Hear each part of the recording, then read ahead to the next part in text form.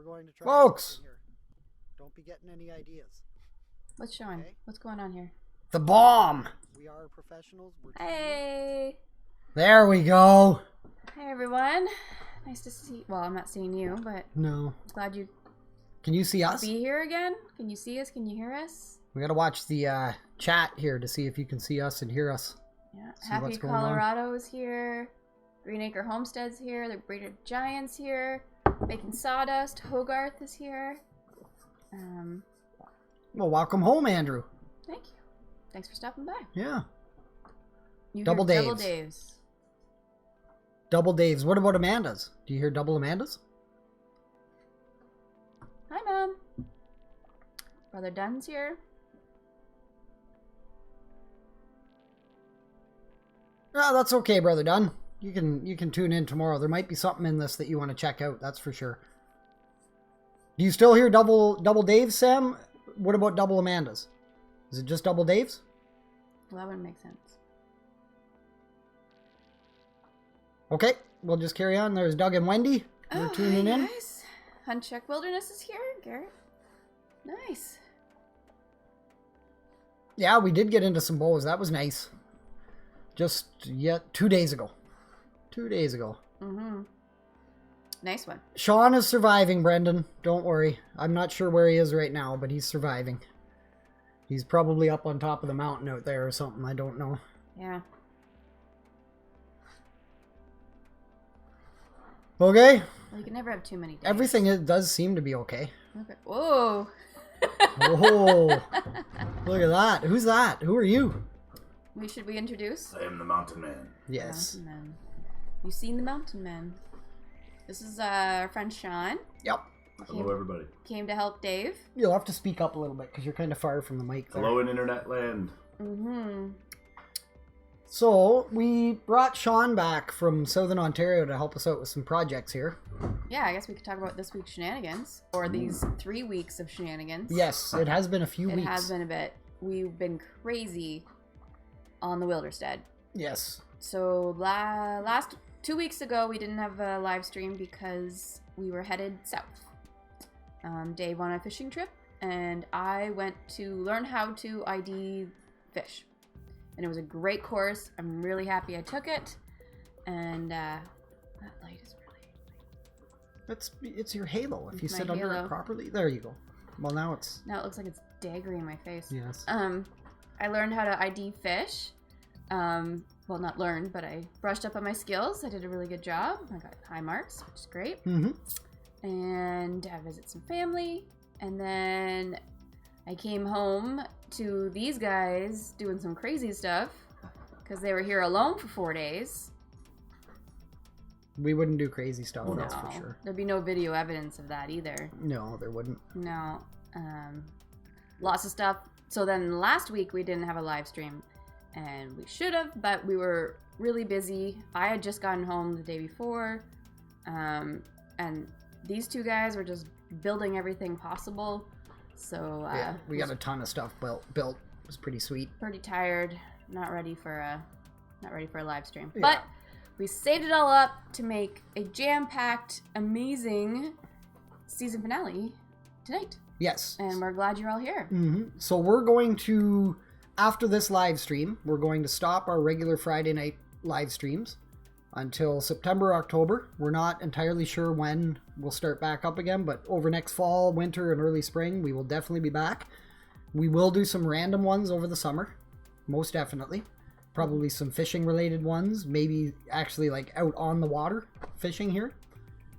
If we have service when we're up in Nipigon, we'll do a stream from up there, and you'll see Amanda catch 1 million brook trout like this long. Between And the two of me- us, I have the record biggest brook trout. And I will catch brook trout this long. No, you'll just catch every other species. Yes, I will catch every other species. We caught a lot of lake trout last time we were there. There's Wolfie. Wolfie's here too. Hey!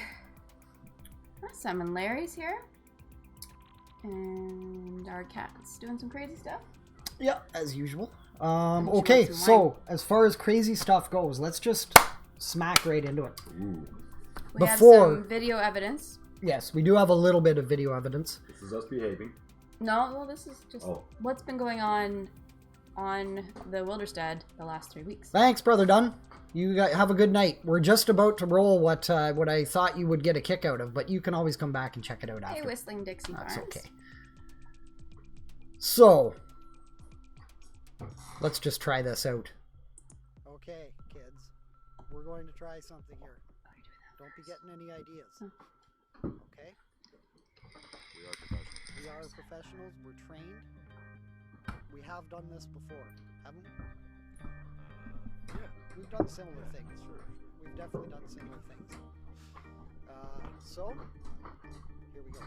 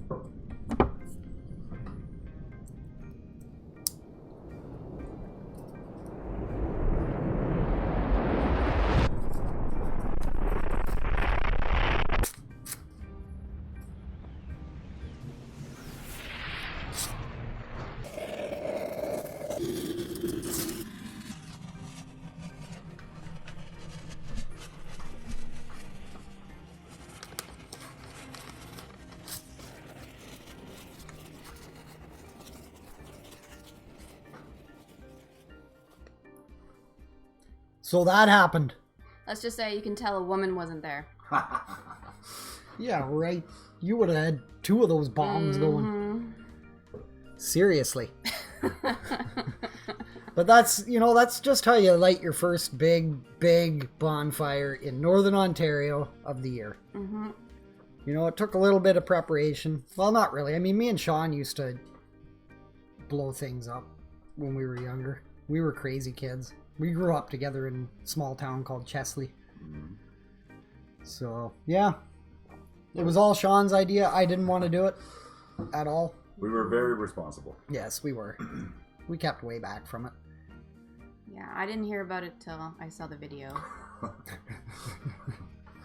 Oh, Jim, you just missed it, but that's okay. Thanks for dropping in. Hey, Jim. Trust me, I'm a professional, yeah. Yeah, exactly. Famous last words. Yeah. Looked really cool, though. Yeah. Nathan's here, too. And so that was just shot with, it was shot with a few different cameras, but the slow-mo stuff is just with the iPhone native slow-mo stuff. The audio that it got in that slow-mo thing was pretty cool, I thought anyways, especially when it first comes out of there. I thought it was pretty cool. Yeah. Especially when you crank it up on surround sound or something like that. We may as well do it. Yep, we had, So- We have a mail call. Peppers! I hope that answers your question in the woods with Wolfie. so Wolfie sent us Hot pepper number 13 and hot pepper number 6. So these were from his father, Mhm. if I'm remembering correctly. And they've been going multiple years. And we're looking forward to trying these out. Definitely. We have to get them planted. Yep, and I will, Wolfie, I'll definitely start a bunch of both of these this year because by the end of the season we'll have a greenhouse set up and I will grow some of these in big pots so I can move them into the greenhouse to make sure they do finish up at the end of the year. This will go on our big saw blade back there. Mm-hmm. The others? With the others. A little magnet to the back. Mm-hmm. I like how it's transparent. Yeah, That's pretty cool. We tried to print on a transparent thing for the... for the maple syrup. And it didn't look good. So I think we have the wrong printer. I think you need like a laser printer. This Sam looks would good. know. It's got texture. I like it. Yeah. Yeah. What else are we doing here? Well, we have another video. We do have another video to check out. In case folks don't know, we do have a very special guest coming up. Not only Sean. Not only Sean. We have a second special guest. He's a special guest. we have a very special guest Oh. who will be coming up a little bit later. He's qualifying the specialness of the guests. A lot of folks on this who watch us probably also watch him. It's Jason from Start From Seed Homestead. And he's just kind of getting ready. I think he's out for a jog with Kino, or Kino's out for a jog with Jason. It's hard to say what's going on. He's always busy over there. He's always got something going on. But we might as well chat a little bit about just what's been going on here, I guess. Yeah. Right? Mm-hmm. I mean, we might as well. So, you guys know we've been working on a chicken coop. I'm kind of somewhat keeping that hidden for now for the big reveal later. That will, we'll have several videos coming out about that build because it's been pretty interesting building it out of an old cabin. But for our raised beds, we have been hauling cedar logs out of the bush. And we will be building our raised beds out of these cedar logs. And the reason for that is because we have access to them. We have a lot of downed cedar on the property. A lot of it is in very good condition. And it's just, I would rather build out of these out here than build, you know, some beautiful square fancy beds. Built a little cold frame because our tiny little house here is being overrun by plants. So we have a whole bunch of peppers started, kale, we have Brussels sprouts, cauliflower, broccoli, cabbage, tons of peppers because we make a lot of hot pepper sauce, and a whole bunch of sweet pepper sauce. Yeah, and sweet pepper sauce. Tomatoes, And basil. yep, tomatoes. And so some of those tomatoes, all the tomatoes were really mad at us. They're very happy to be outside now. Some of those are from Jason at Start From Seed. Some of those are from Learning Curve Acres. Mm-hmm. Some of those are from my aunt. Yep, some of those are from your aunt.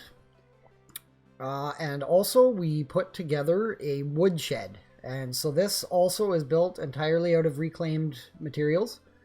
Except for the screws. Except for the screws. Mm-hmm. This is a whole bunch of pallets that we actually already had on the property here. And then just reinforced in various ways. The 2x6s that you can see and the roof and whatnot were built from pieces of the old cabin that was on the property. So this thing at the front is 8 feet high, at the back is 5 feet high. And it holds approximately 4.5 full bush cords when it's rammed as full as you can get it. So for us, that's close to 2 years, maybe 2.5 years of firewood. Or more. It could be more. I mean, it kind of depends. We've only been here 1 year, and we burnt roughly 3 full cords last year. But I think we were being a little excessive with our wood burning because it was extremely hot in here. Yes.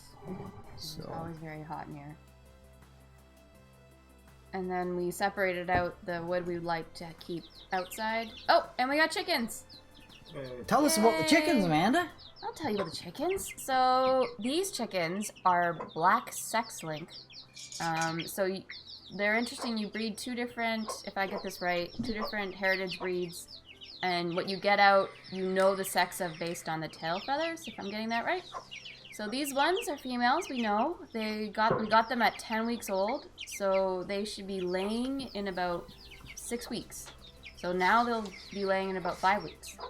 And then we gave Sean $20 and said, buy us whatever you want. Yay. And he was very nervous. Yeah. Like we were at a fur and feather festival. Yeah, we were at a no fur and idea. feather festival. So he was really nervous, and he ended up getting us a hen and a rooster. For a good price. For $15, so we had $5 left to buy Poutin. Mm-hmm. And he's a very talkative gentleman. He Mhm. likes to talk for about 3 hours in the morning, starting about 5:30 in the morning. And she's very mean, and so she's separated from the other chickens. Sean and Gertrude. Yeah. And we're calling them Sean and Gertrude, and she has tiny eggs. Yeah, very tiny. That's one in the corner And that's there. one in the corner. And so these are in the coop right now. And we just keeping them all separated right now. You'll see why in a second. And then we got, as Jay from Almost Homestead said, we got a package deal of a a hen and 5 chicks. And then we also got 6 Easter eggers, and she accepted 4 of them into her flock. And so you'll see 4 of them much bigger than her other chicks. She doesn't seem to care. The whole imprinting thing, I don't know. 2 of them she didn't like, and they're in the house. But Caddis loves them. She's constantly trying to see them and hang out with them. And these are like a mixed barn. The hen and the chicks were from a Mennonite farm, so they're like a mixed barnyard mix. We don't know what kind they are. Yeah, we have no idea. Like the mom looks just like a regular. Yeah, regular red or regular brown. Sorry, Yeah. but some of those little chicks are just really neat looking, and I'm very interested to see what they grow up to be. So the cage is not to keep them in, but for their protection, in case the other chickens get out. And yeah, she keeps them warm at night, which is great. And the other chickens are missing their friends, but it's safer that way. I'm surprised at how accepting she is of these other chickens. She's a broody hen. Yeah, she's very talkative, and when you put your hands in there, you can expect to get pecked at and bit. That's for sure. Especially if you're wearing a ring or something shiny like that. If you haven't destroyed your ring. Yeah. I think that's close to the end of the video there. We might go and look at the little black sex links for a second. Oh. These are our egg layers. Yep, Doug and Wendy, these will be the birds, aside from if we end up with too many roosters out of the young chicks that haven't been sexed yet. We'll eat those. Yeah, we will eat the roosters, but our meat birds are still on the way. Yeah. We'll be doing 2 batches of 50 of meat birds. We're growing for us as well as another family. So that is these last 3 weeks shenanigans. Yeah. Yeah, pretty much. That's pretty much. There's no video of the woodshed build. Dave just wanted to get her done. Yeah, I just wanted to hammer it out, get her done. I mean, it's just pallets, you know. But there will be video of the chicken coop build.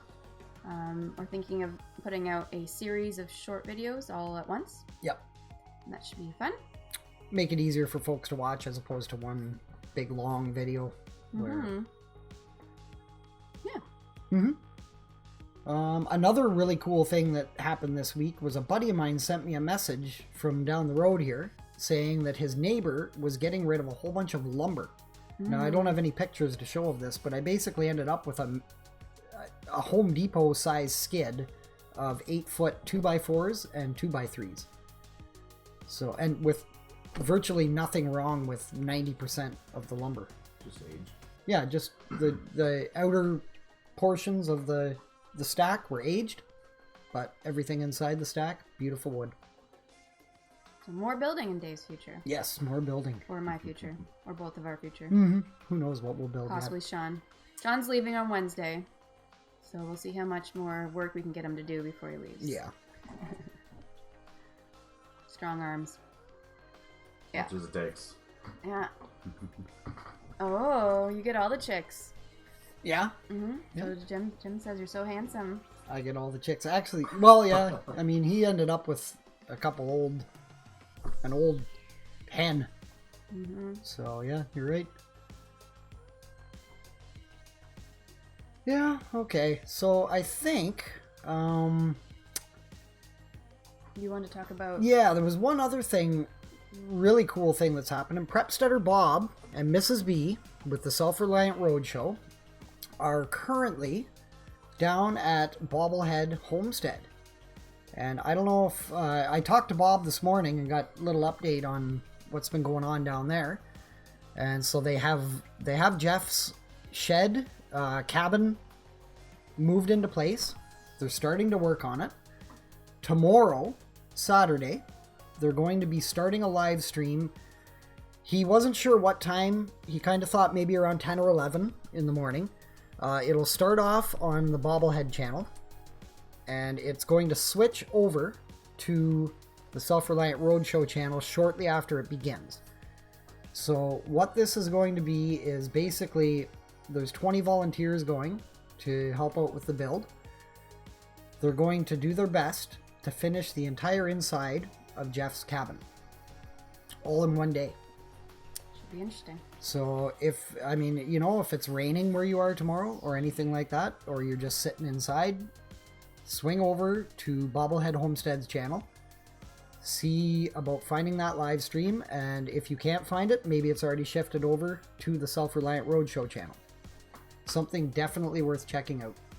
Mm-hmm. The other day, Jeff had a live stream of the delivery of the cabin, and he had like 1,200 people watching the delivery of the cabin. Huh. So if folks don't know Bobblehead Homestead, Jeff over there, maybe we can get, if anyone in here can link to that channel, or just, it's pretty easy to find. Just search Bobblehead Homestead. But pretty cool stuff going on down there. Jeff's a cool guy.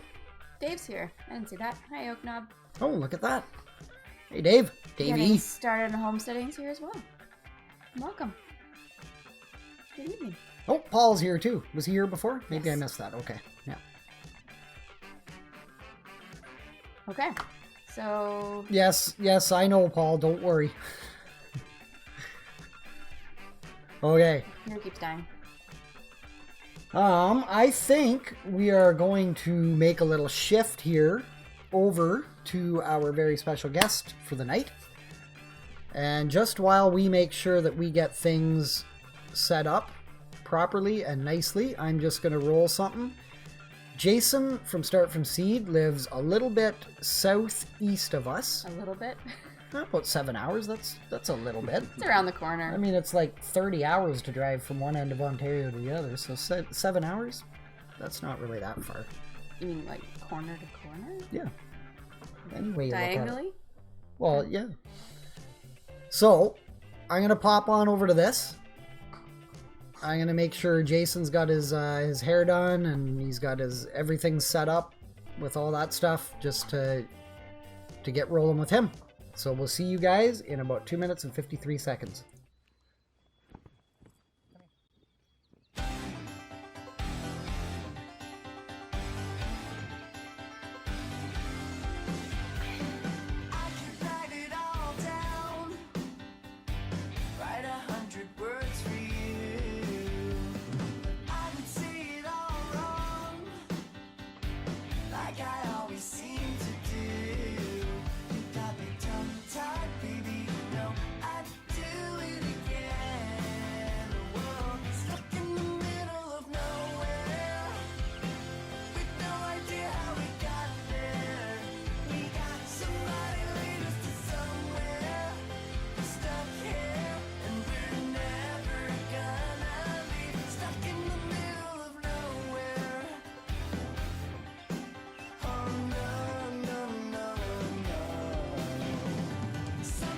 To give now, the situation's so absurd.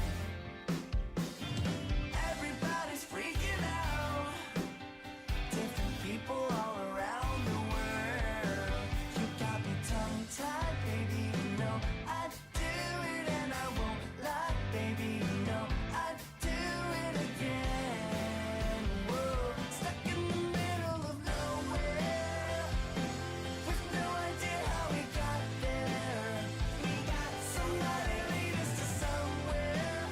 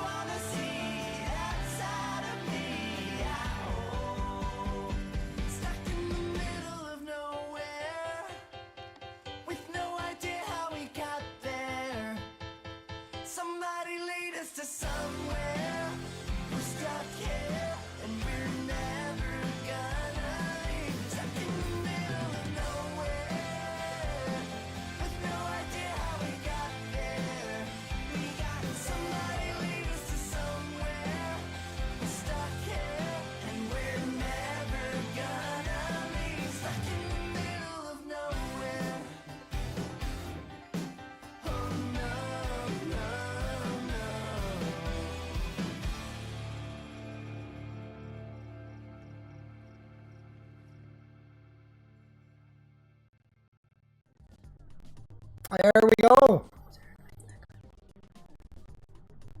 Welcome, Jason. So our mic's on? Well, we can only hope it's on.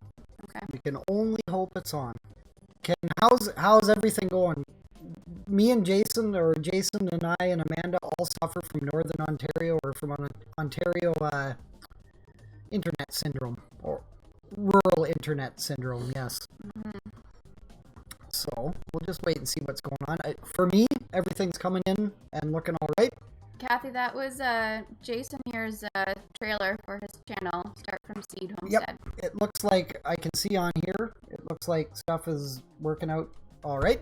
So welcome, Jason. And so I started watching Jason's channel very early last year. Probably in like January-ish, February, somewhere in around there. And it just hit home with me because you are from kind of the same area that I was from, because we were living in Manitoba when I started watching you. So why don't, just for folks that don't know, that aren't familiar with your channel, quick little overview of what's going on at Start From Seed. Oh, okay. That 1 second. You're a little quiet, I think, or not sound at all. Okay. We gotta figure out Jason. Just hang on a sec, Jason.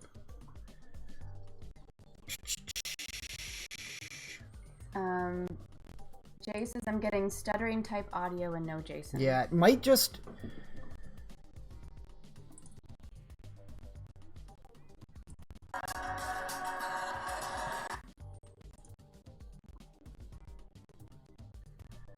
How about that?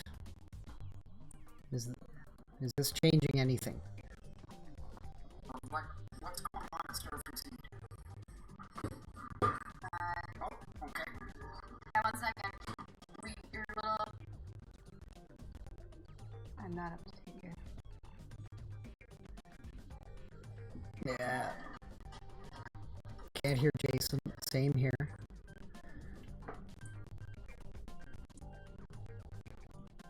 Do you know sign language, Jason? Oh, that'd be perfect. But I don't know sign language.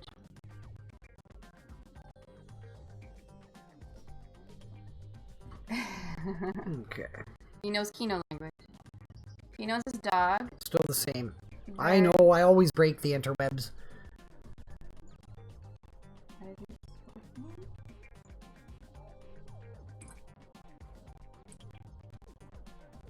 Yeah, we'll have to see what happens here. We did like 4 tests with this, but it would just, it would be when we actually go live. That. Not yet, no. We'll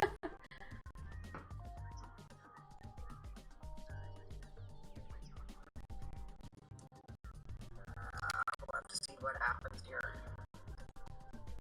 We did like 4 tests with this, but it would just, it would be when we actually go live. Yeah, I have no idea why Jason is not coming through here. This makes no sense. Yep. I can hear you. Yep. Notepad. You gotta hold up a notepad. See, Kino's there. Kino's like, guys, you gotta get this figured out. This was gonna be my big moment. Yeah, I know.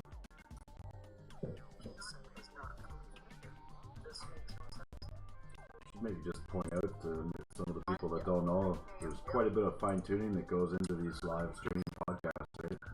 There is, yeah. Yeah. There's a whole like soundboard in front of us right here. It still doesn't make any sense why, Hogarth is patient. Thank you, Hogarth. It's very nice of you. Looking forward to these hot peppers. So, still no audio coming through for Jason? Jason's running away.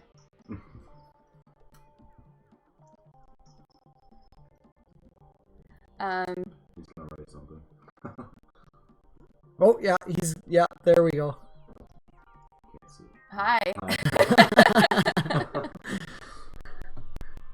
That works. Very slowly. This makes no sense. This makes no sense at all. Jason's going to start coming in with, he'll take questions now. What if we put one of these close to the mic? That might work, I'm not sure. I have no idea what is going on here. I can't see any... Yeah. This is so weird. It worked like 10 minutes, well, not 10 minutes ago. 40 minutes ago, this was perfectly fine.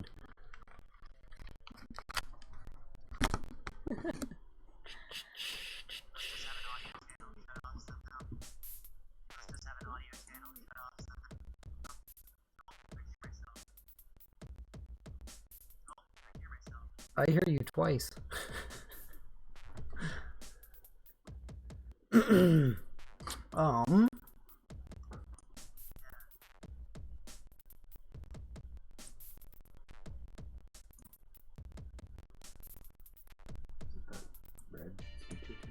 This is so weird. Right there, yeah. No, that's Okay. a different thing.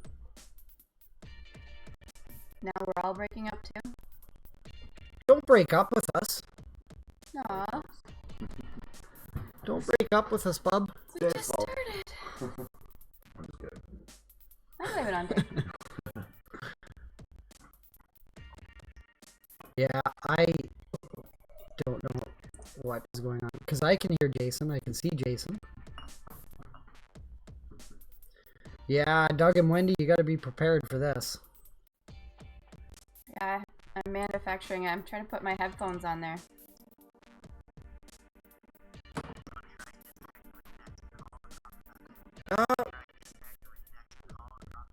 We could try that. I don't know if it will do anything because we can hear each other right now.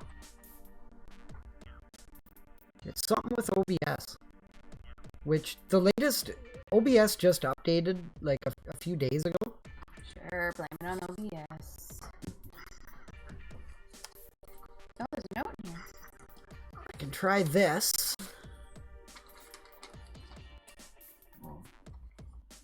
I jiggled the cable, Jim, yes.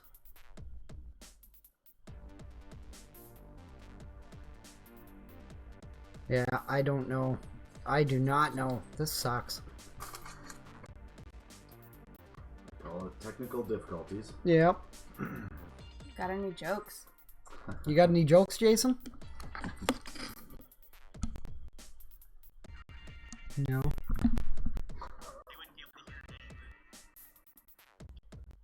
Yeah. Hey, Jason.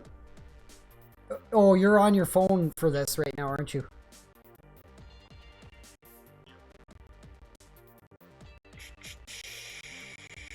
Okay, hang on a sec. Virginia wants to turn off the music. I don't think that would make a difference. It's a different Yeah, it's whole a other different, sound device thing.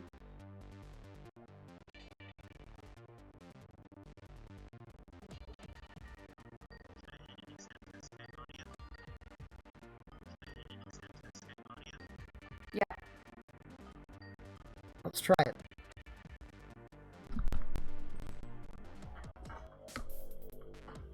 Says you're unavailable. Yeah, this is hilarious. Yeah. Can you write down everything you've done in the past year?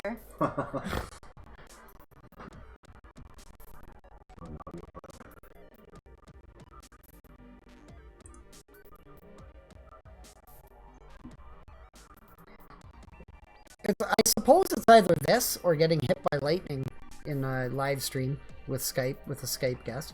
It's getting dark. Can you turn your bulb? No, like turn it on. So it's on. What could possibly be going on here?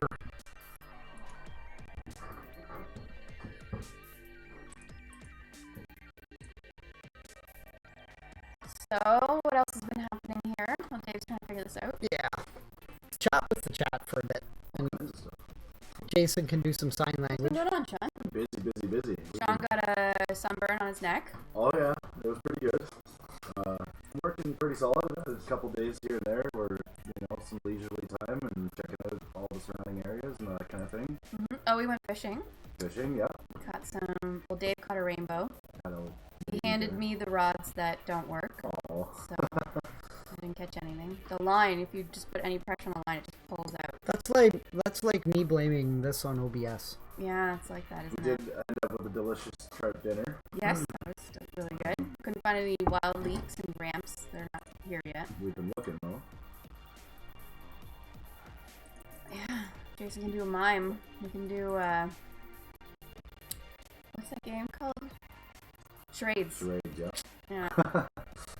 Alright, 2 words. And you've been moving a lot of wood. So all the wood that's in the woodshed was scattered out across. Keep one of these on. So I'm gonna at least still hear what's going on. I can hear what's going on. Yeah. You can't though. Scattered across the whole property. All kinds of stuff, yeah. And so you've been moving it all into the woodshed.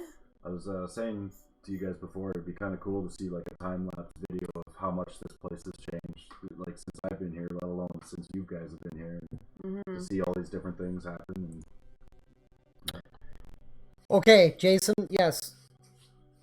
Let's Yeah, you need a shun. It's great to have. I'm free. Yeah, he's leaving here Wednesday. He's coming down south. I work real cheap. Basically food in my belly. Yeah, it could very well be Sam and Jay. Jason, let's end this call and restart it and just see what it does. Yeah. Check it out. The weird thing though is that, I mean, we tested this out 2 days ago. We tested it out today. All was good.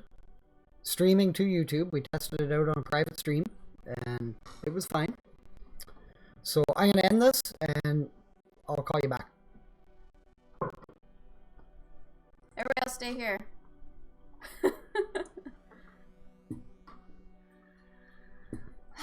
What else? Is it still going? Can I maybe give a shout out to Just hang on a minute. Oh, okay. Sorry.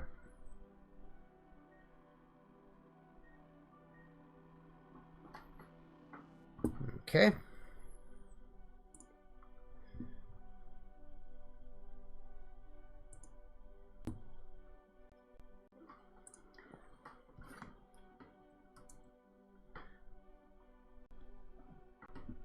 That is very true, Leanna.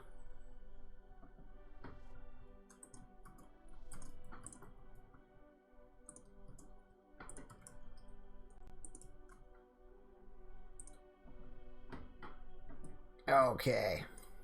I can hear you, Jason. That is the question. That is the ultimate question. Can folks hear Jason now? This is our last piece of hope.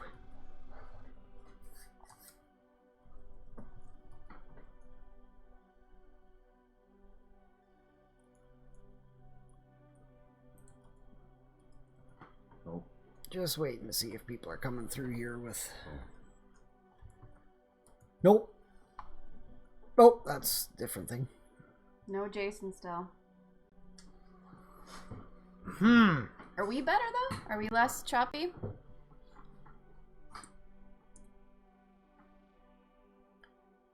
Yeah. So weird.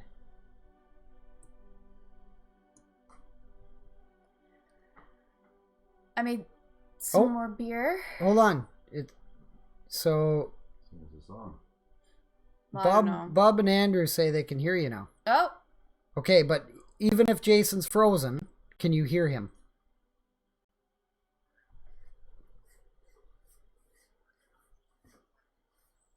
No, Jason. Because, I mean, it's not a terrible picture of Jason, really. you look deep in thought.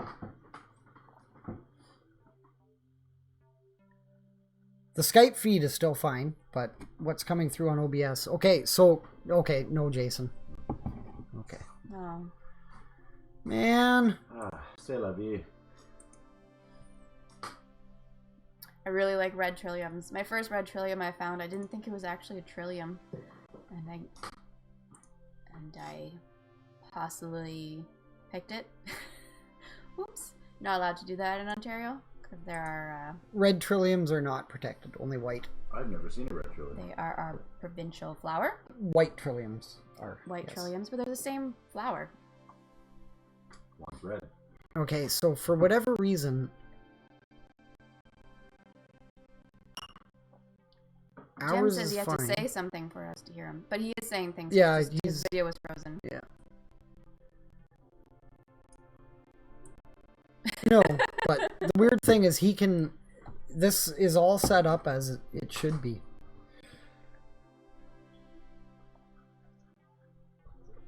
No, it's very weird. What is a trillium? Well, it's our provincial flower. It has 3 petals. I'm trying to do 3 petals with 2 fingers. It's very pretty. Okay. I don't know. Yeah. Google it. It's on the license plate. Some of them. Yeah, it's on our license How do plate. you know where the trillium is? Because she's not in Ontario. Oh, right, okay. Sorry, my Let's try this, Jason. It's a little too close. I didn't think of that.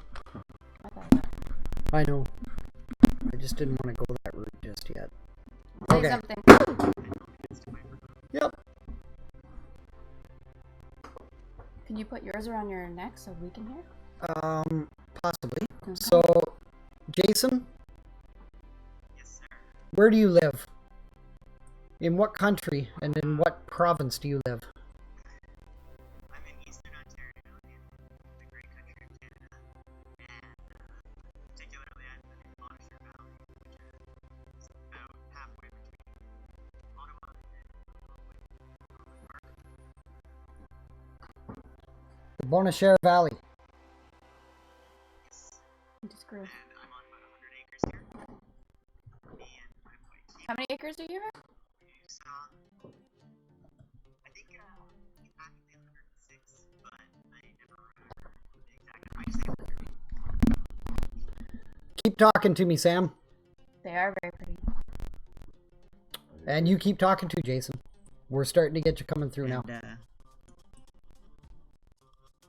yeah, about 3/4 of this property is bush, and the back quarter or so is, I think it's an old dairy, and so there's some pasture, and there's a big old barn that's in a bit of rough shape, but it's a project. The house was a fixer-upper, and at least on the outside, so that was a big project of last year.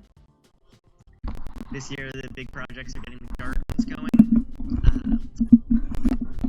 having the poultry flocks involved, and keep pushing towards that resilient, self-sufficient lifestyle. Awesome. And I don't know what it keeps going on here. The video, something is going on with this Skype plugin. That's totally what's going on now. Much better now, he says. I can tell now because your video thing it keeps resizing, but Let's not talk about it. acceptable audio now. Let's just We can go. carry on properly. Yeah. Okay, good. So, How many animals do you have? How many animals do I have? Well, I've got a dog and a cat and a rabbit, which is new. And I've got 8 ducks, 9 guineas, and 18 chickens. 18 chickens right now. any plans for any four-legged creatures? Oh, he's got a rabbit? Well, the plan... and I've got a dog, but I presume you mean for eating. Yes, yes. The long-term plan originally had me shaping this place up such that in 2020 I could bring on sheep or pigs or both. I'm not entirely sure if that's going to stay true for various reasons, but I need to get some fencing sorted before I can do that, and I need to get the barn cleaned out so I have a place to bring those animals into. And you do have a barn there, right? What are your? Oh yeah, it's a I was just gonna say what condition is it in? The bones are good. The southernmost corner, I guess the southwest corner, no, southeast corner, is dropped a little bit, and that's a little concerning, but the main body of it is in good shape. It's just kind of full of junk.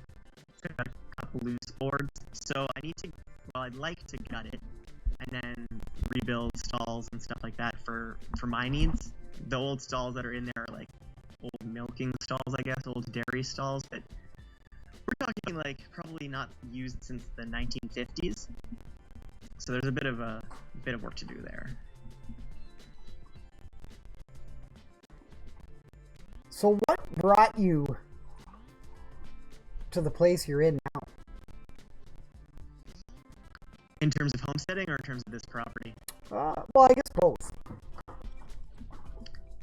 Well, my homesteading journey began like probably a lot of people's do, which was via YouTube, which is one of the reasons why I'm on YouTube now and sharing my journey, because I got into this lifestyle, or the idea of this lifestyle. Hi, Caddis. Yeah, you have a cat too. You know what's going on. Yeah, well, yeah, I locked my cat up.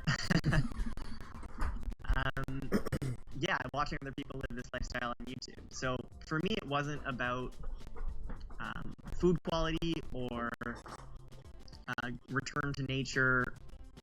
I did start gardening when I was living in the city, and I kind of fell in love with gardening.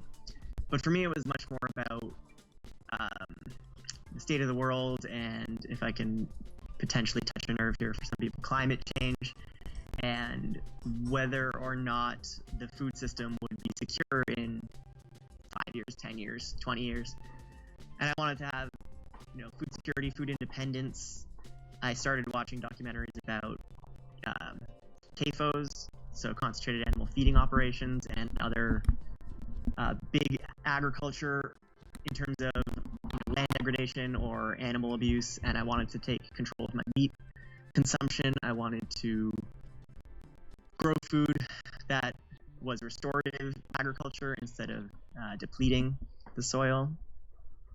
So that's what got me out of the city and looking for a homestead. There was actually a spell between leaving the city and getting to the homestead where I did a little bit of half a cross-country road trip.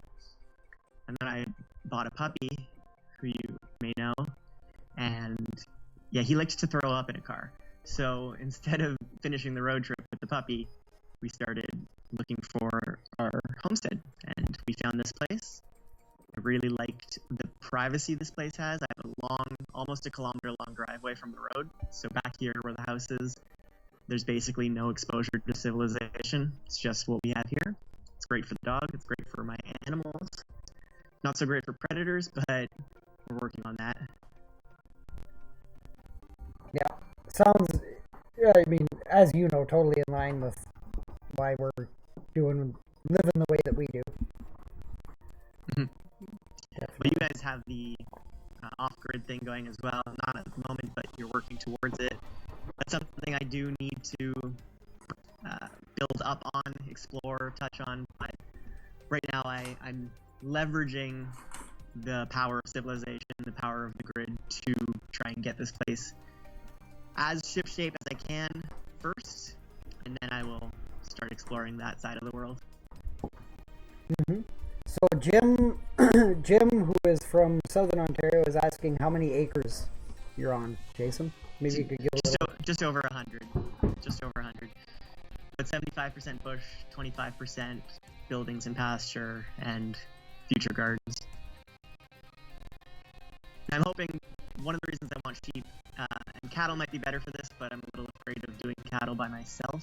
I'm a solo homesteader. There's just me and a dog, but no other people for help. So if anything happened with cattle, I'd be on my own. But one of the reasons I want ruminants is so that I can use them to maintain my pasture, maybe even to expand it, push into the forest, and create silvopasture. But that's tricky as well. Kino, despite being half a border collie, is not a very good herding dog. So We without understand half fences border and without, collie. yeah, he's good at a lot of stuff, but he's not so good at collecting animals like you'd think he would be. And so Sam at Greenacre Homestead is saying, sheep, do it. And you've probably checked out a bunch of his sheep videos. Oh yeah. So you know what he's talking about. He's a good resource for. He doesn't even have like a huge amount of pasture, and they're able to do it, which is great. Yeah, so I'd probably figure out how many sheep worth of pasture I have here for a year, and then do a round of feeders the first year in 2020. Because the meat consumption aspect is something that I'm personally invested in, I would have to harvest them myself to feel comfortable with it. I don't want to just raise them and send them to an abattoir where I don't know necessarily how they're going to be treated. I think the ones around here have a pretty good reputation, but even still, part of the reason why I'm doing this would be the one bad day at home on the property, just having your hands in it. And last year I experienced that for the first time with poultry, and since then I think I've done 72 or 75 birds because I took on a lot last year. So next would be the sheep, but I don't want to do breeders until I've established that I can do feeders. I have a friend in the Madoc area in the Eastern Townships of Quebec there that he's doing very well with an organic sheep farm that he wanted out of the city, and he just left and started this thing, and he's been going for like 8 years now. Wow. Yeah. I almost landed in Madoc, actually. Madoc was one of the... I've looked at 3 different properties somewhat seriously before this one, and Madoc was where one of them was. But it was more of a hunt camp property. So it was an off-grid cabin. It had no running water. It didn't have much pasture, mostly just bush, so it wasn't really right for my needs. But Madoc's a beautiful part of the province. It is, for sure. That was just too big of a step for you. Well, my mom talked me out of it, to be honest. She was like, you're going to want running water, Jason. And she was right. I like my showers. Yeah, we all do. That's for sure. We definitely learned that when we were doing our little experiment in the winter there. A 2-minute lukewarm shower does not compare to a 10-minute hot shower. Well, especially not in February. If you were doing it in July, different story. Yeah, that's true. Because we did do a little bit of off-grid stuff in the summertime a few years back. And showering outside was not a problem. No. No, just take a dip in Lake Inferior. Mm-hmm. Exactly. That's clean. That's clean water, right? It's He's frozen again. Filtered spring water, so yeah, he might be frozen there, but no, he's good. I'm sure the audio will continue to come through fine. Kathy wants to know what your family thinks about where you are. Well, there was definitely some pushback from my family when I first started talking about this and then started doing it. I'm about a 4-hour drive from the rest of my family, so that's kind of, well, it's less challenging for me as it's more challenging for my parents, but it does make it difficult because if I do need help with something, it's not a quick drive over. You have to really commit to doing a sort of a weekend of it. But they've come around on a lot of it. Like, not that they agree with me or my views on things or my hypotheses and predictions, but they have come. The first big slaughter I did for the chickens, the cull roosters I did off of my heritage flock, my dad actually helped. He did the evisceration while I did the slaughter and the plucking and scalding and stuff, which is not something he really has any background with either. And my brother also helped me eviscerate some of the waterfowl when I did that, the ducks, and I don't know if he helped with the goose, but so these are people who, like, you know, my dad's a medical professional, my brother is in film. They have no hands-on livestock, and neither did I before I came here. I was a computer programmer. So by virtue of me doing this, they've had a lot of exposure to it as well, and they've learned to appreciate a lot more than I thought they would, to be honest. So it definitely has a trickle-out effect. Mm-hmm. Yeah, your brother's been up a few times now. He was just up not too long ago. He was just up last weekend with his girlfriend. Getting some work done for the greenhouse. Yeah, we didn't get as much done as I would have liked. It was rainy and cold. It's been a pretty miserable spring, but now that I'm getting into digging fence posts, I sure wish he'd come back, because that's definitely a better two-person job than a one-person job. Yeah, definitely. So I guess you don't have an auger or something to run? I have one of those like clamshell hand tools, and I've got a manual auger, which actually is a great hand tool. If you're gonna dig fence posts by hand, if you get one of those manual augers that you shove in the ground and twist and scoop out, that's a lot better than those press and pinch things. I don't know what those are called. I can't remember. I had one of those in Manitoba and I left it there. Yeah, they're terrible. I have one still. It's good for getting the stuff at the very bottom if you can't. I have very sandy soil, so the manual auger eventually just starts giving up because the sand just runs right through it. But I can't use a mechanical auger because we're north of Highway 7 here. It's all rocks. It's granite and boulders and stuff like that. So if you hit something, you'll shatter the bit. Yeah. And there's no way to even dig anything like that out. I mean, if you hit a rock, it's better to just cut the fence post and assume that you're on solid rock. Yeah. Unless you can get your hand down there and wiggle it out. But we had that problem when we built the hoop house last year. My brother came up in fall to help me with the hoop house as well.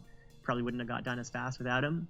But a good 25% of those posts hit solid rock that we just cut the post right there. And then, yeah, it's not really the best land up here, which is part of what made it affordable. Mm-hmm. So on that note, how long had it been since folks were living like where you are now? When you moved in there, was there a big gap? Because I remember... No, the woman you remember? No, I remember like when you moved in, there was a lot of work to be done just as far as like clearing overgrown gardens and things like that. Mm-hmm. Yeah, that's not because someone wasn't living here, but because the person who was living here was not a great steward of her land. So there was I don't want to go too far into this person's personal problems and family politics, but there was a separation, and then there was sort of a part-time living situation here, and then the previous owner got work in Belleville, so they were doing like a weekend commute kind of thing. They'd go into Belleville for the week and come back at the weekend. So things got away from them in the year before I acquired the place, and who knows quite how many years before that. But I don't know how they lived in this place with no siding on it and an ancient roof on it and, grass growing up everywhere. Looking back at some of those first videos I made, it's stunning how much of a change we've made so far. Oh, absolutely. And that's kind of what I was getting at, because if you dig back into your channel, like to the beginning of last spring, or I mean, if you go right back to the beginning, the transformation that has occurred on your property there is absolutely amazing. I mean... Yeah, it's hard to remember that because all I see is the projects that I've yet to finish, but it's important for me because I can get pretty negative on myself. It's important for me to see those successes as well. You know the well house that's just opposite my front door here, where I have the goat skull hanging? Mm-hmm. So I've been converting that into my animal feed room. It's not mouse-proof by a long shot, but I've moved all of my like galvanized steel bins over there, and all of my animal supplies in there. That shed, when I moved here, was literally filled to the brim, like you couldn't step into it, with garbage. Loose garbage. Just all sorts of trash. And so that was a solid week. My first week of being here was just me emptying that shed and separating out anything that might be reusable and then bagging up the rest of the garbage. I think I brought 40 bags of garbage to the dump in the first week. Wow. And there's way more of that still. Like the outbuildings are in a much better shape now, but you start walking into the bush in the wrong place here, and you just hit destroyed plastic, right? It's everywhere. So that's been a challenge for me as well, because there's only so much you can do about cleaning that kind of stuff up. Yeah, that's crazy. But, you know, I could afford the property because nobody else wanted to buy it because she kept it in such bad shape. So you got to take the good with the bad.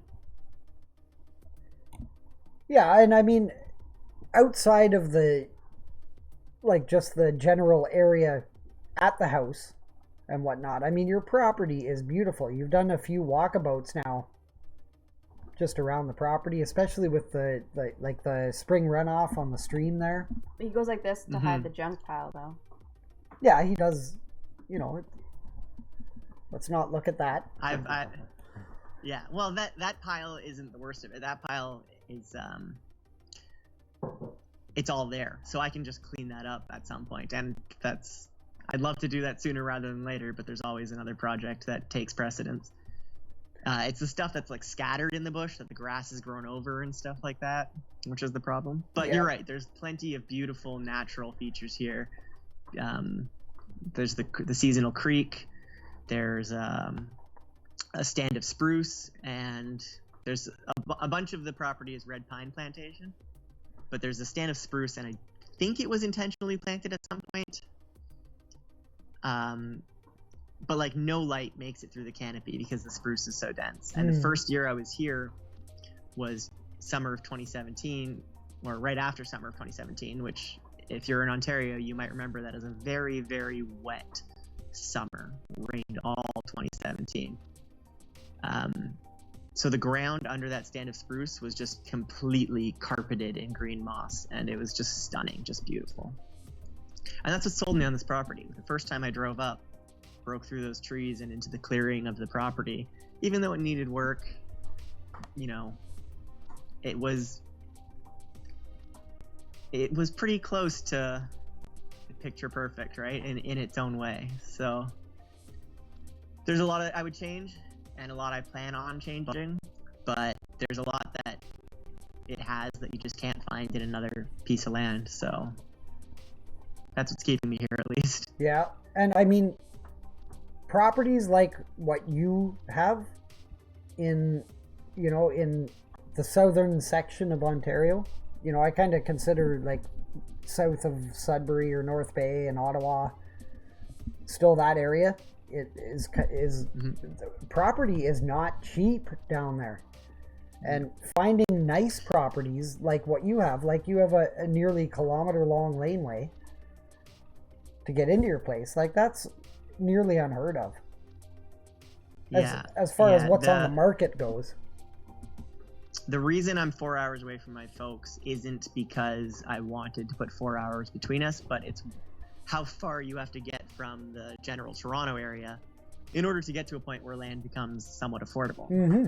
This county is called Renfrew County, and it's pretty much like it's very much a hunting county. Like I think there's the most guns in Ontario, or maybe not Northern Ontario, but in Eastern Ontario, in Renfrew County, because so much of the properties here are hunting properties. So this area of Eastern Ontario probably has a lot more of these long laneways and hideaway cabins and stuff like that because of the deer hunting season here. Mm-hmm. So if you were looking for the privacy and the space and the land and to have it being somewhat affordable, it's worth taking a look in this area. But I've been to a few neighbors' properties that are way nicer than mine just because they've been maintained for longer and better kept. And they're probably twice the value of mine, or mine was when I bought it. I'm hoping I'm putting some value back into this property by maintaining it and being a good steward of the land. Oh, guaranteed you already have. Guaranteed. I mean, Yeah. I followed you from the start there, and just seeing what you have done there is, especially as just one dude doing this stuff. Like, it's not like you don't have a wife or a partner or anything like that. Or Sean. You don't have kids. You don't have a Sean I don't have a Sean. coming up for 2 or 3 weeks, because Sean came out to Manitoba too to help us out there Yep, at this time last year. But anyways, Wow. You got a good Sean there. I know he is a good Sean. Free agent as of Wednesday. Now, I do have... I might take you up on that. I do have a few friends who've been incredibly helpful that I couldn't do this without, and I mentioned them sporadically through last year's vlogs. I usually don't vlog when I have someone here because most of my friends are camera shy. Not all of them, but I just don't like shoving a camera in their face. And so I have a buddy in Wisconsin who came up and he helped me significantly with the drive shed renovation on the interior. I have a friend in Ottawa who has been my muscle and my second set of hands for a lot of these projects that wouldn't have gotten done without him. When we got that soil delivered for the kitchen garden here, that big huge pile of soil, the only reason it got finished in time, spread out, was because he came by and just hammered away at it with the shovel. So as much as I have done on my own, I definitely couldn't have done it without friends and family who have been a help. Yeah, when folks can come and help, they usually do. It's just a matter of the distance to travel. Yeah. No man is an island, though. It's hard to remember that. You want to take on a big challenge, and if you feel like you can't rely on other people, you feel like you have to do it all yourself. You have to remember that sometimes. And even just the mental toll it takes on being, alone all the time and not able to rely on someone 100%. That's challenging too. I wouldn't recommend for anyone who's thinking about going into homesteading solo. It's a tough ask. I wouldn't necessarily recommend it. You have to be pretty strong-willed, or stubborn, I guess is more accurate for myself, to push solo. And you'll go through down spells. You'll go through periods where you don't want to do the work, and you quit out for a week or two, and you'll feel bad about it after, but try not to, because you need to recover sometimes. Exactly. And sometimes that is needed. Sometimes you need to just take a bit of time. I mean, especially when you're doing it solo. It's easy to get frustrated. Yeah. And I don't think I ever said it on the vlog last year, but there was 2 weeks in the middle of summer last year that I just replayed Skyrim just for 2 solid weeks. All I did was play Skyrim because I just needed the break. I just needed to not be homesteading for a little while. I still took care of the animals and walked the dog and all that stuff, and that's okay. You gotta do what you gotta do. Mm-hmm. I know that's a lot like last spring when we took the break from YouTube and everything, where it just, for me it was just, I didn't want to be where we were anymore. And even though we were still growing food and had our greenhouse full of food, and for me it stopped. The drive your just hiatus stopped. Came at an interesting time because you had just planted, if I recall correctly, and then you went radio silent on YouTube. Yep. But that's a tough time. Spring, every season has its challenges, and because we're in spring, it's easy to focus on spring as it being a challenging time. Spring is such an interesting season because it's so full of rejuvenation and life and coming back to life. But for a homesteader, it's probably the busiest time of year, especially if you're in the north like we are, because you have all this backlog of projects you couldn't do in the winter, and so you try and get it all done at once. And it's so easy to burn out. Yeah. I've already canceled one of my biggest projects for the season just because there was no way it was going to get done. And if I didn't cancel it, if I didn't accept to myself that if I try to do it, I'll burn myself out to the point where I'll fail at everything subsequently, then so I just killed it, which was the market garden project. Mm-hmm. And now I can refocus those energies on making the kitchen garden as great as it can be, instead of half doing it and not appreciating it after the fact. So I think it was a good choice, though, on your part, because you recognize that, you know, for lack of a better way to put it, if you do it this year, you're going to do it half-assed. Mm-hmm. You know, and half-butted, half-assed, and but as you were saying in that particular video, if you wait until the fall, and at that point, that's when you start to work on the market garden, which totally makes sense to me. Mm-hmm. I mean, you'll be ready to hammer it out next spring. Now, the only challenge with that is I have to put up firewood this fall for winter, because I don't have any firewood left after last winter. So I said, you guys just built a beautiful woodshed and you filled it with 2 years worth of wood. So that was going to be my September, October, maybe both. So if I'm building the market garden, then, you know, time pressure. There's always something. There's never not something to do on the homestead. You're right. And I mean, really, when you want to be doing your wood is starting at springtime, so that you're bucking it up and splitting it down and stacking it so that you get it. You kind of get into that rhythm. And that's because you want to season it, because it's live wood and you want to get it nice and dry. Exactly. Like if you're working with standing dead, then you don't really have to worry too much about that. So this year, probably everything I burn this winter will be standing dead. I've got a lot of dead ash and elm all around here, especially in my pastures.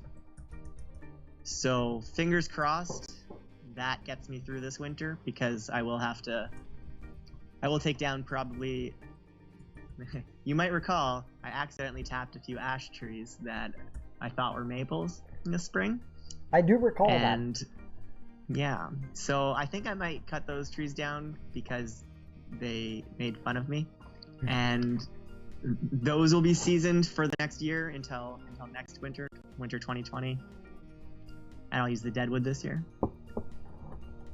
Meanwhile, I don't even have a woodshed, so I still need to build that. Well, I mean, honestly, you don't need a woodshed. I mean, for the amount of snow that you and us get, it's good to have. But I don't think it needs to be priority in starting to stockpile your firewood. That's a good point. And actually, one of my upcoming videos will probably address that to some degree. I just recently got a little tow behind tractor thingy, tow behind, whatever you want to call it, for the riding mower. And that's going to let me drive out to the deadwood, chop them down, buck them up, throw it in the back of that, and drive them back up to the house. So that'll make this all go a little bit easier. Last year, I either had to, if it wasn't off the driveway where I could throw it in the van and drive it up, I carried it. I'd cut them into 4-foot logs and carry them back. Not fun. Tiring. Yeah, not fun. Yeah.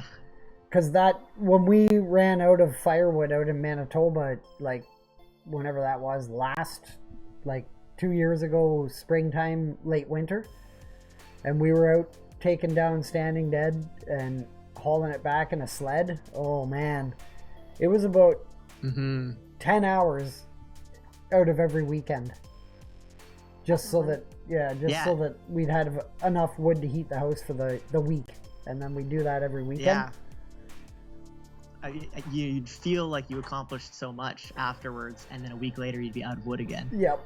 which was a challenging thing to experience this winter, because this winter was so cold and not cold, so snowy and so long. I haven't been paying any attention to the chat. I know. Does anyone have any questions for Jason? Well, Katrina wants to know about how perfectly shaped your head is, Jason. Katrina's sister. Yeah, and So she says you need a wood when I started party. shaving a wood party would be good. When I started shaving my head, my mom told me that I was a forceps baby, actually. And she also was surprised that my head was so well shaped, considering I was a forceps baby. So I got lucky, I guess, there. Yeah, it's very well shaped. You know, it's got a good shape to it.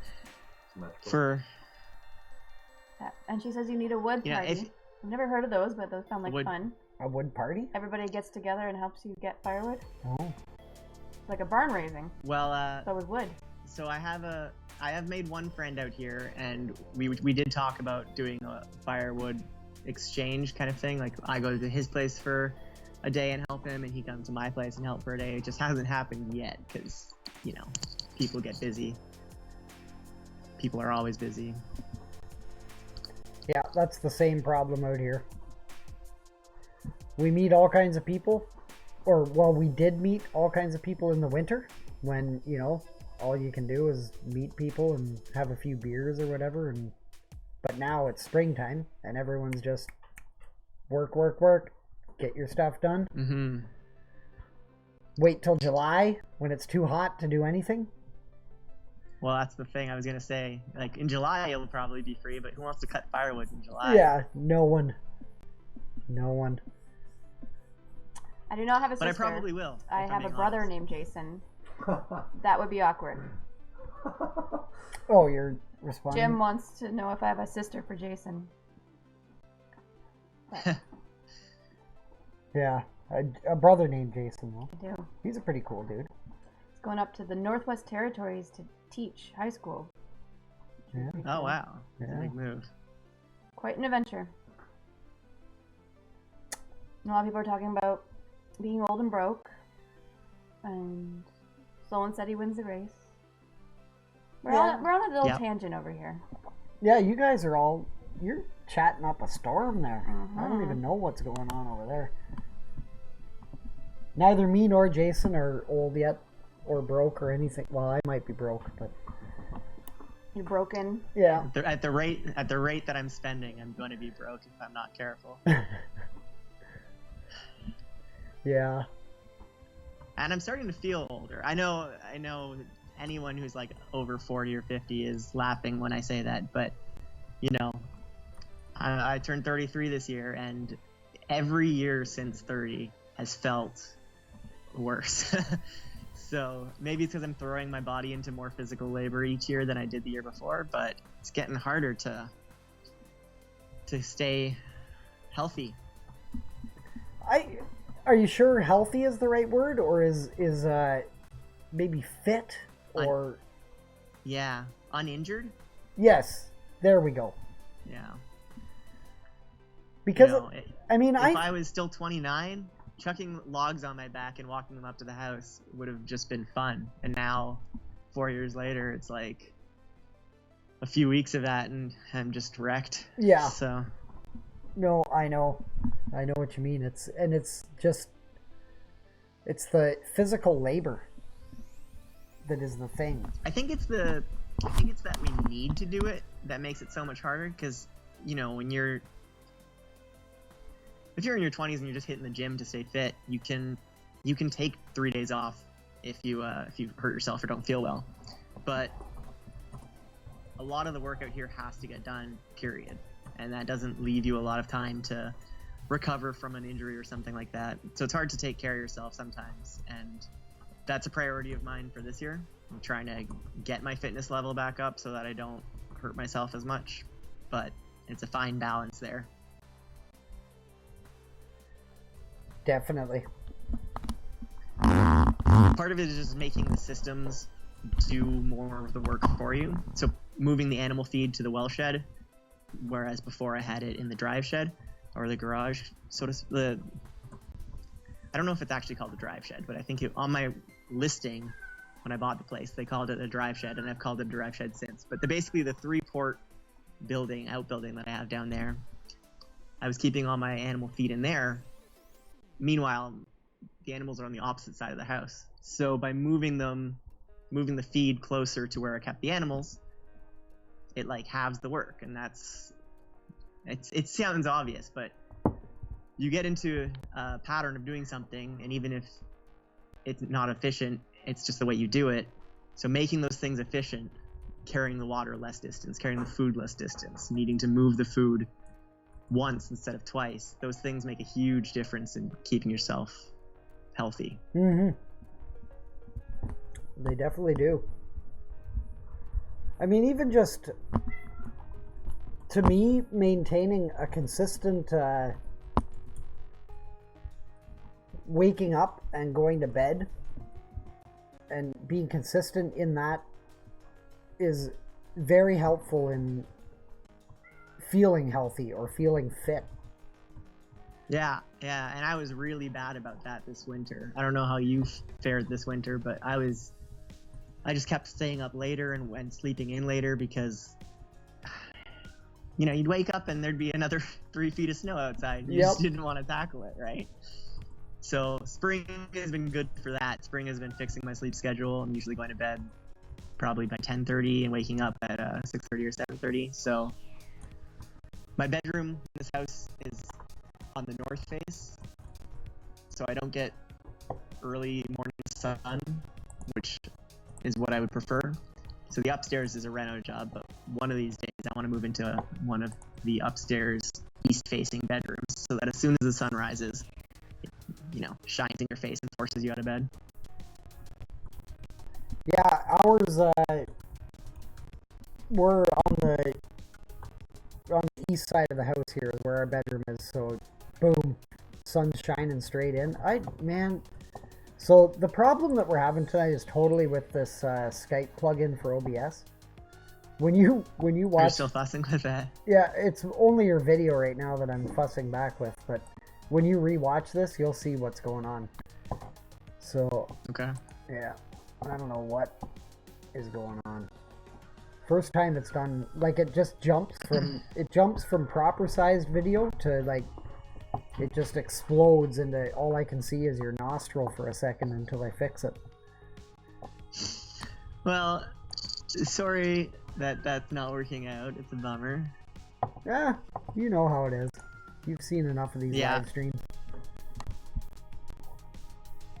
We'll get it one day. Yeah, we'll we will. It one day. We will. Doesn't help that we have this we can also try amazing internet in Ontario here too, rural Ontario. Yeah. Oh, what's that? We can try another video chat program next time, like Google Hangouts or something instead of Skype. Yeah. Skype's a pretty heavy, bloaty software, so that's probably not helping anything. Yeah, for sure. Unfortunately, like, I don't even know why this is the only plugin that is available for OBS, because so many people use this. Mm-hmm. So many people use this software to do this. But yeah, Google Hangouts, I think, is what we'll have to test out next time. Sounds good. But I think, Kino is probably wanting to go out and chase deer, maybe foxes, maybe wolverines. Oh, Kino's asleep already. Oh, really? Kino went to bed. Caddis, Kino's already snoozing. Nope. Kino's not a nighttime dog. As soon as it gets dark outside, he's done. Caddis is right here. Oh, I can't move it. But she's... Try and come over here, Caddis. Come. What's this? What's this? Anyways. Jason can't see it anyways, so it doesn't matter. That's the most important thing. Okay. What's the time? How are we doing for time? We're at 9:30 right now. Oh, wow. Yeah. It's a extra special, extra long season finale. Yes, that's right.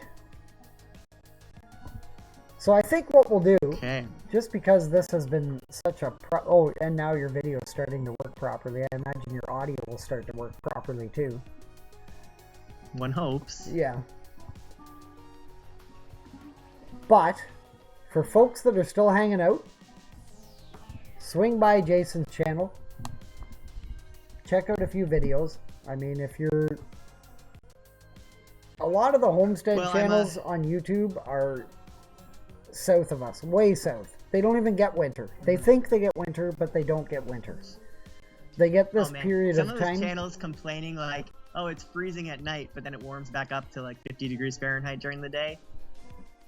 Oh. Man, I don't want to gatekeep winter or anything like that, but if your days thaw, it's not winter. I'm sorry. You gotta have sub-zero. That's a Celsius term, but yeah, sub-freezing for a month straight, I think, to really understand how bad it can get. Yeah, I mean, because so many of these channels, you're watching them and it's like, oh man, you're complaining about it being like 13 degrees Celsius for the next month. It's like, man, it's minus 30 here. Don't get me wrong, it was 13 degrees Celsius here today, and I was like, oh, it's too cold.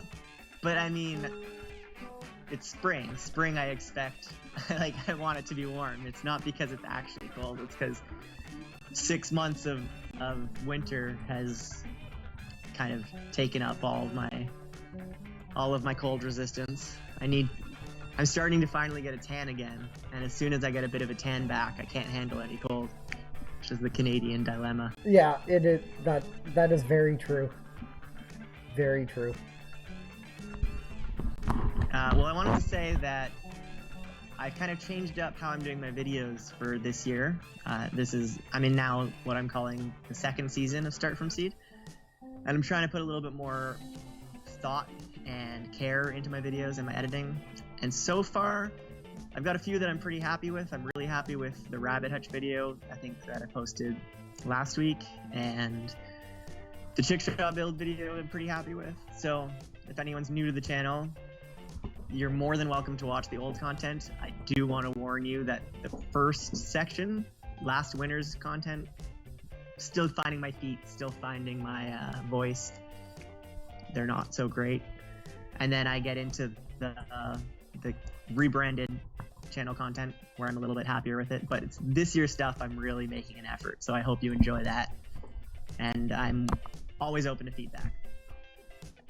Definitely, but realistically, your channel from the start, I mean, I really think if people are digging your videos now, should go back, or they probably will. They will go back and watch from the start, because, I mean, it's showing the evolution, I guess you could say, of a homestead.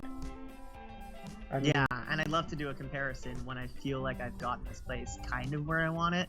I have some video footage on my phone from before I even started vlogging of what this place looked like, if I can find it still. And I can't wait to do a comparison shot for shot of some of that stuff. Oh yeah, definitely. But I also have like 6 videos about failing to make sourdough in the first month of content. So yeah, you don't need to watch that. No, I watched those when there was a point, like, I don't know when it was, like last summer maybe, that I went back and started watching all the old stuff. And because I started watching when you were building like a little berry cage at your parents' house. Yeah. So that video got so much traction. I don't know why, but that's one of my highest viewed videos. Yeah?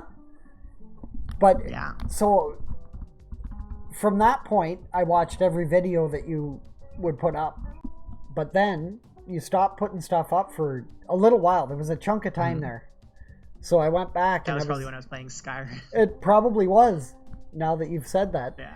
So I went back and I did watch the all the sourdough videos. And yeah, Katrina's sister loves the sourdough videos. oh, there you go, Katrina. Do you know who Katrina's sister is? Yeah, the name sounds familiar. She likes your sourdough videos. Thank you, Katrina's sister. Yeah, I'm still learning some of the channel's kind of grown a little bit recently thanks to a shout out from Jeff, and I wanted to say, because you mentioned that as well, super excited for Jeff and his new cabin. I've been following Jeff's channel for a long time. He's one of those strong motivating forces to get you doing it. If like Jeff's had a hard deal for a few things and he still manages to do it, so he really motivates me. Yeah, definitely. I mean, just with what... And he's been super good to me. Yep. With the shout outs. So I got a lot of new viewers from that way, and I'm still learning all of the usernames from the regular commenters, but... Well, if you do get the chance tomorrow to tune in to just the build that's going on down there with Prepsteader Bob and Self-Reliant Roadshow and all that stuff, probably be worth tuning into. Yeah, I think I saw something on Instagram today from Jeff about like power panel in the cabin already, which is wild. And I think they're putting windows in soon, so that's exciting. Yeah, actually, the windows were hopefully going in today, so we'll see tomorrow morning. I gotta say though, it kind of makes me want to build my own house, which I shouldn't take on. If you've learned anything from this, it's that I take on too much. But part of me watches some of these channels and I'm like, well, what if I bought undeveloped land and just started building my own house? Well, I mean, so like your area there, it's organized, right? It's not an unorganized. Yeah, okay. I wish. But I mean, where you are, I mean, you could still put in a cabin or a bunkie or something in there that, you're not going to get nailed with anything. Yeah, I mean, I don't know that it's tough because I would love to get unorganized land. And I was looking at property near you after you mentioned that you were in an unorganized township. Just for fun, just looking at prices and stuff. And I found a few parcels of land that were 50, 100 acres for, unacceptable price. And then you get what a bunkie from Bunkie Life is 7,000, 8,000 with delivery. Mm-hmm. So you toss that on, and then you get a well dug. That's probably like $10,000 right there, getting a well put in. Oh man, yeah. I have the invoice for ours here, and it's not cheap. You got to dig, because we're up so high. You got to dig all the way down to like 20 feet equivalent into Lake Superior down. I mean, that's better than being in a floodplain, though. Right? Oh, yeah. Yeah. So, yeah, I think altogether I'd be looking at like for a big enough parcel of land that I was happy with the privacy, and then actually the most expensive thing would be putting in the driveway. Road development is so expensive. Oh, Bettina's here. Hi, Bettina. She may have been here all along, but I haven't been paying attention. Not all along, chat. but for a bit now. Yeah? Mm-hmm. Thanks for popping in, Bettina. Bettina's been watching for a long time. She's great. Yep. She said that she found Jeff through you and us through you. Mm-hmm. And you got her addicted to YouTube. That's interesting. How did you find me, Bettina? Did you just like organically find the channel? Because I wasn't on Instagram or YouTube. I started the channel first. I actually quit all social media when I left Toronto, so I got back into it recently this spring, really, in order to build the channel more. But it definitely it's not like you found me on Instagram and then came to the channel, so I'm wondering how you found it. Yeah, that would be and Tyler's here. I think you might have already mentioned that. Tyler, actually, we just met up with at the Fur and Feather Stuff and Such is his channel. We just met up with him at the Fur and Feather Festival last weekend. In real live person. Yeah, like real live. It was like, dude, you're real.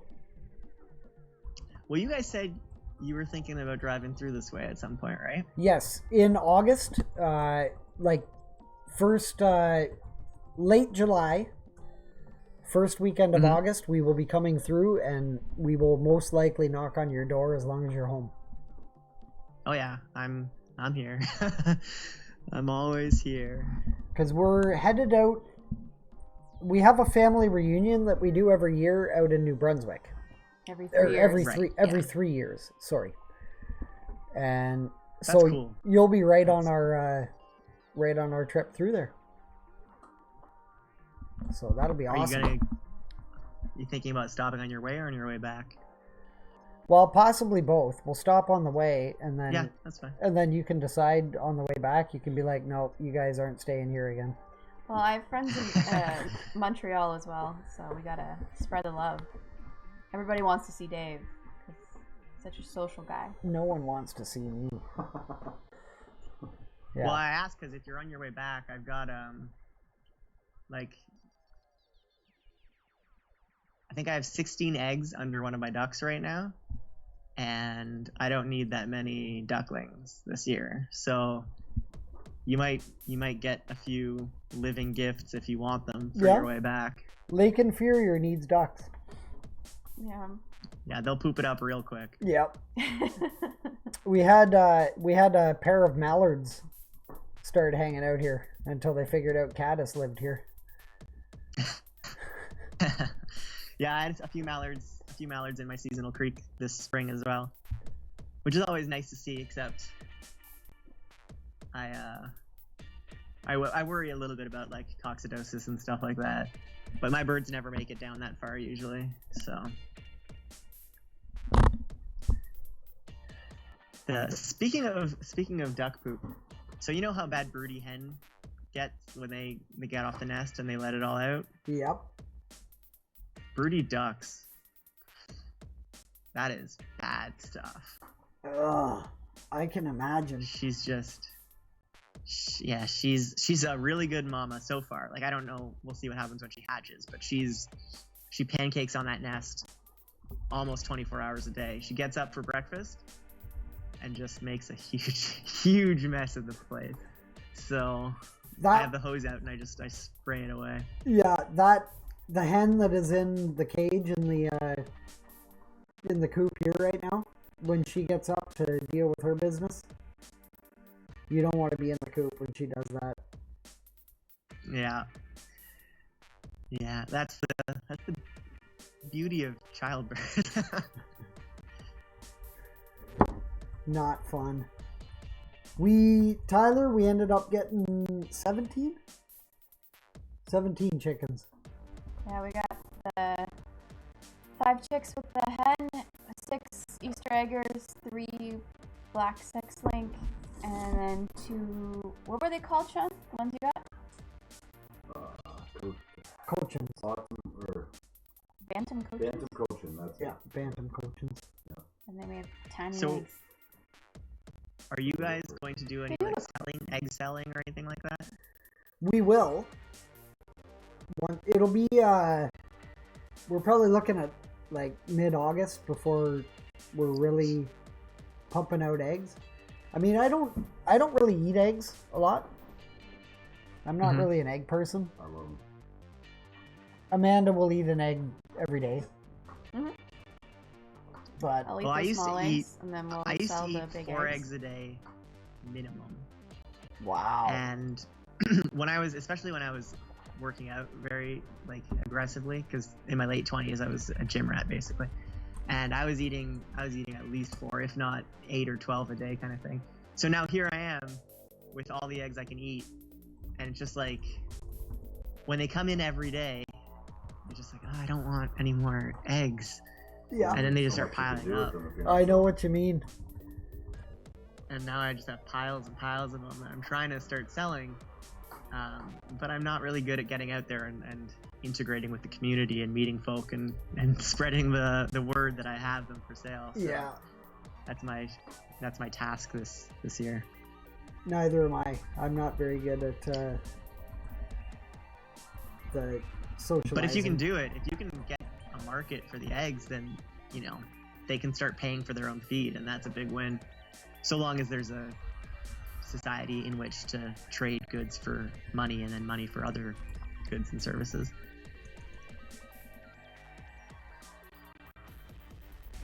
All right, we're pushing 2 hours here. So big finale. All right. Season finale is always 2 hours. It is, isn't it? yeah. But I think we should Give her a wrap. give her a wrap her up. We can call it good. It's too bad that we had those problems at the start there, but whatever. That's how she goes. Not much you can do about it. We carried Well, I on. look forward to seeing. Kathy wants you I to look forward to watch seeing us struggle Homesteading through it. Family about Yeah. preserving eggs. You've done a lot of different things to try to use your eggs, which is pretty awesome to watch. Yes, I've seen Lots of homesteading eggs. families. I've seen them preserve in, I want to say like a lime solution and stuff like that. But the problem isn't preservation because they're still coming in, right? The problem is just having too many. So I made a video about having too many eggs, and I got a ton of links about preservation and stuff, which is great. But unless I were to get rid of my chickens, then I'm still going to have eggs coming in Constantly. and, yeah, so preservation was less the issue as finding a way of turning those eggs back into value for the homestead that extends beyond just food, I guess, because for now, I have the food from them. I know, like, a lot of people don't realize that when you have birds, it's a constant input. Like, you constantly have these eggs. It's not like you have a whole bunch of eggs and it's like, shit, what should I do with these? It's a, You can't just choose to stop feeding the birds for 3 weeks so that they stop making eggs. Right. Because they're living creatures. You have to keep feeding them, and then if you're feeding them, they're going to be laying. So that's one of the reasons why I'm thinking about downsizing the chicken flock this year. It's they're producing more than my needs, so it's costing me more feed than it needs to meet my needs. So unless I can create a market for selling surplus eggs, which would in turn pay for that feed, it's just not worth it to have that many from a sustainability perspective. I mean, if it ever got to the point where there was no food left, you would be able to survive off eggs, but... Yeah, but except I wouldn't be able to get the chicken feed at that point, right?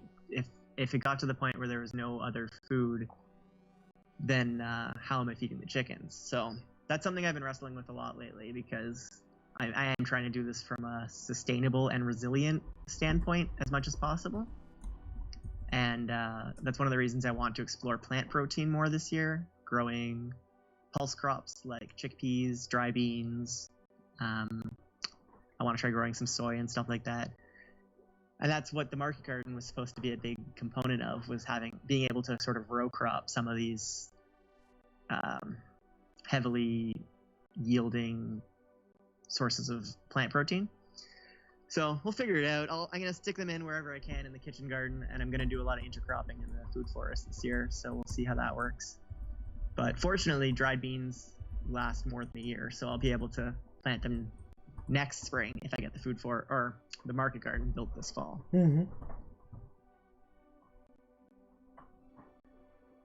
All right. Well, thanks for being our very special guest tonight. Very nice of you. Thanks for having me. Sorry it took a while for us to get it working out despite multiple test runs. Yeah, I know. I can't believe that, but that's just Murphy's Law. That's just how it goes. All of them were fine. Yeah. You should watch back the stream. A lot of freeze frames on silly faces. Yeah.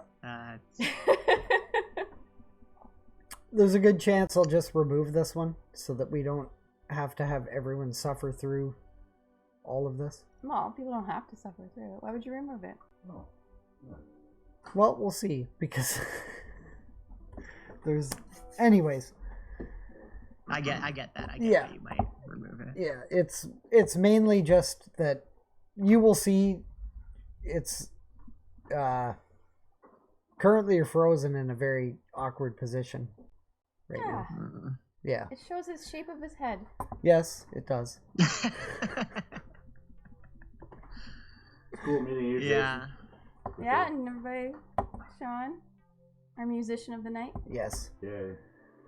Sean, why don't you play us something very quickly to Send us away. send us off? Play us Jason, thanks for coming on tonight. out. Thank you. I'll be chatting with you soon. Have a good night, buddy. Have a good night, you two. And Sean, all three of you. And Caddis.